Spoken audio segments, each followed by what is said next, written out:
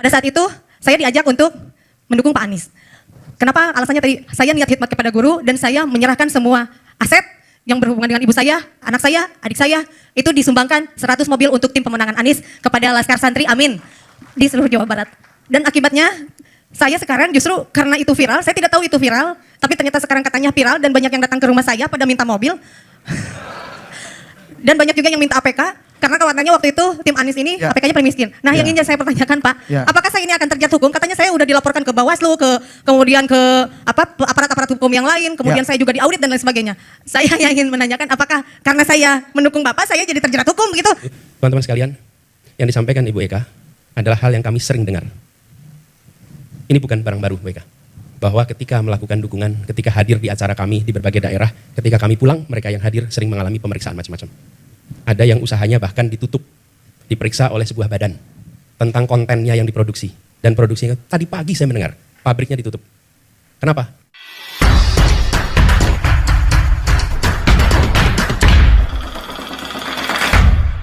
Pak, ayo.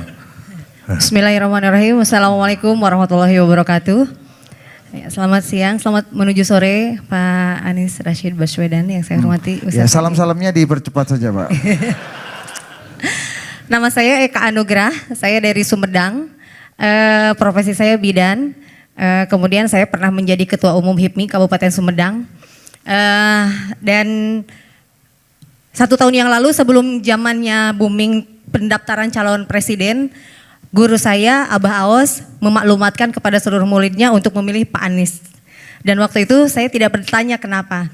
Karena waktu itu Pak Anies masih sebagai Gubernur DKI Jakarta. Kemudian Pak Anies pernah berkunjung ke Sumedang mengadakan kontrak kerjasama untuk beras waktu itu dari Sumedang dengan DKI Jakarta.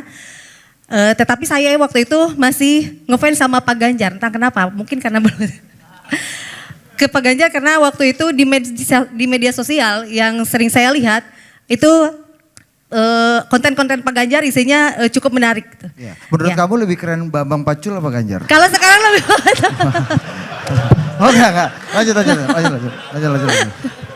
Cuma nanya aja, lanjut. Iya. Ayo. Kemudian karena tadi saya tidak tahu kenapa guru ruh saya Abah Aos itu menyuruh memilih harus Pak Anies. Akhirnya saya mencari biografi Pak Anies. Mencari literasi kenapa dan bagaimana kemudian kerja dan lain sebagainya. Pada 6 bulan yang lalu, pada bulan Ramadan, bulan puasa, ibu saya kena gagal ginjal. Ini riwayat hidup kamu ceritain di sini ya? Maksudnya ini kronologis ya.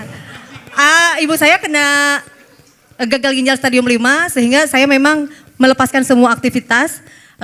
Hanya praktek di rumah saja. Kemudian saya juga mantan ASN, saya mengundurkan diri 2021 karena ingin mengurus ibu saya. Dan saya punya anak 3. Anak saya yang pertama Down syndrome, punya keterbatasan istimewa berkebutuhan khusus. Anak yang kedua kelas 4, anak yang ketiga 3 tahun. Dan pada waktu yang bersamaan saya juga kehilangan suami.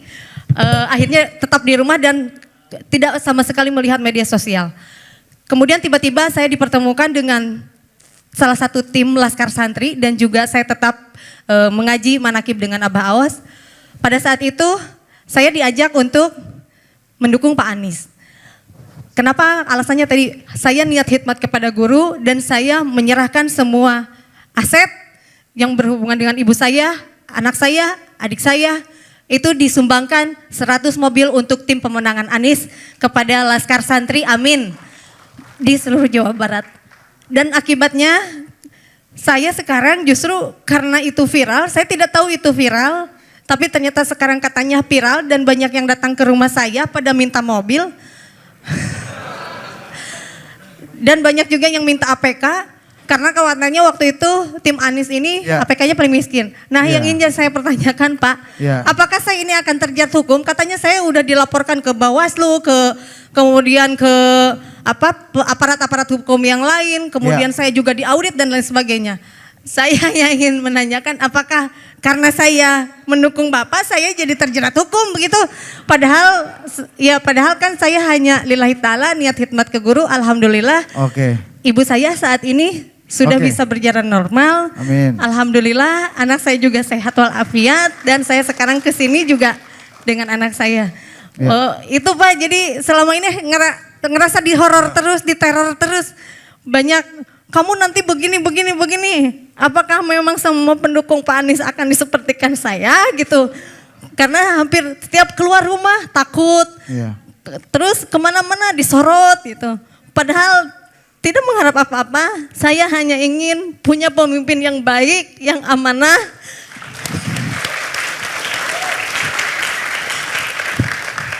Yang juga sudah mendapatkan maklumat dari guru saya bahwa Pak Anies ini ada namanya di dalam Al-Quran. Amin itu disebutkan 14 kali dan Caimin itu adalah wakil presiden ke-14 kali. Dan mudah-mudahan itu memang menjadi doa. Presiden 2024 adalah Pak Anies Rashid Baswedan, amin. Ya. Bu Eka, saya sampaikan terima kasih. Terima kasih atas dukungan Ibu yang luar biasa, keikhlasan Ibu mendukung itu. Teman-teman sekalian, yang disampaikan Ibu Eka adalah hal yang kami sering dengar. Ini bukan barang baru Bu Eka. Bahwa ketika melakukan dukungan, ketika hadir di acara kami di berbagai daerah, ketika kami pulang, mereka yang hadir sering mengalami pemeriksaan macam-macam. Ada yang usahanya bahkan ditutup, diperiksa oleh sebuah badan tentang kontennya yang diproduksi. Dan produksinya, tadi pagi saya mendengar, pabriknya ditutup. Kenapa? Kita nggak tahu kenapa sebabnya. Tapi yang jelas peristiwa mereka sudah beroperasi bertahun-tahun, kemudian ikut dalam kegiatan yang melibatkan Anies dan dia ikut mendukung, lalu sesudah itu dia mengalami pemeriksaan lengkap dan sampai akhirnya ditutup pabriknya. Ini true story saya tadi pagi rasakan. Dan setiap kami ke daerah, kami menemukan peristiwa persis yang disampaikan Ibu Eka. Itulah sebabnya kenapa kami ingin memperjuangkan kebebasan berpendapat, kebebasan untuk berdemokrasi. Karena negeri ini sesungguhnya adalah negeri merdeka yang kita harus memberikan kesempatan pada siapapun untuk memiliki kesetaraan. Dan itu mulainya dari puncak. Dari puncak. Bapak sekalian, kami melihat bahwa demokrasi itu memberikan ruang kepada perbedaan pilihan. Dan ketika ada perbedaan pilihan, negara harus mengambil sikap netral atas perbedaan pilihan itu. Kalau negara tidak memilih sikap netral, maka kita bukan lagi demokrasi.